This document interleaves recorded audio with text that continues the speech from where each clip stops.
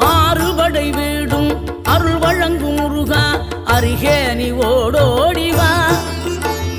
மூவிரண்டு முகம் சொலிக்க ஆறிரண்டு கரங்களுடன் ஆதரவு தர ஓடிவா.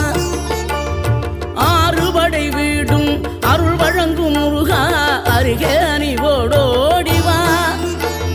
மூவிரண்டு முகம் சொலிக்க ஆறிரண்டு கரங்களுடன் ஆதரவு தர ஓடிவா. ஈசன் மகனே என்னை காக்க இங்க உனையன்றி வேறாரையா.